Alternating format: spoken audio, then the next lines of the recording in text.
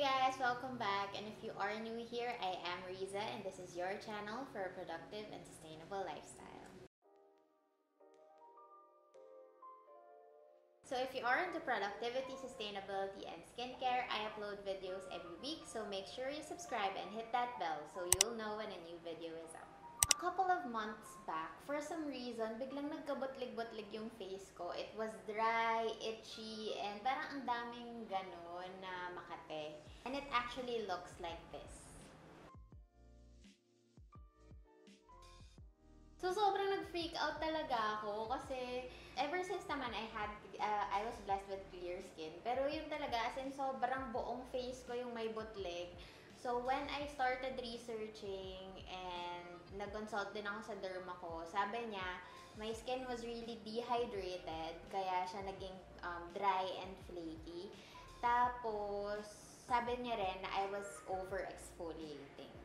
She also said that my skin barrier was compromised, kaya sobrang sensitive ng skin ko noon and kaya lumabas yung mga butlig. So if you're interested to know kung ano yung mga ginawa ko para mawala yung bumps ko sa face, just keep on watching. So this is what I did for a week. First thing I did is to let my skin breathe, let it rest, and I simplified my skincare routine. It was so simple na gentle cleanser and moisturizer lang talaga yung gamit ko. I also stopped physically exfoliating my skin. These are physical scrubs na yung consistency niya kapag nilagay nyo sa fingers nyo yung parang may microbeads. Feeling nyo matatanggal yung dead skin cells, but in fact, it just harms the surface of your skin.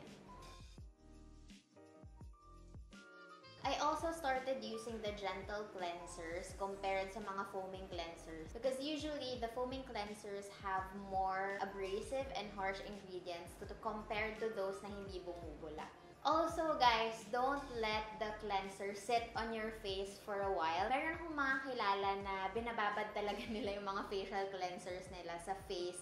And it's really harmful because it takes out all the moisture and natural oils on your face. Kaya wag niyong ibabad sa face niyo yung mga facial cleansers niyo, okay? Just try to wash your face at least 30 seconds hanggang 1 minute lang.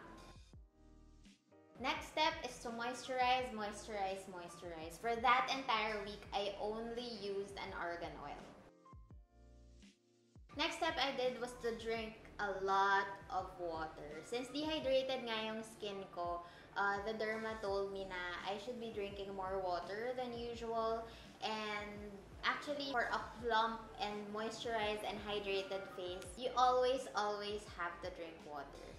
And isa sa mga nakatulong sa akin, and very cute din siya, na kwento ko na to sa ibang videos ko before na I'm using the app called Plant Nanny. So it's a water drinking app na kapag umiinom ka ng tubig, ma-water mo din yung plants. And kapag inom ka ng enough water, mag-grow yung plant. So, pero mamamatay din siya kapag hindi ka nakainom ng water. So, you are held accountable for the life of the plant.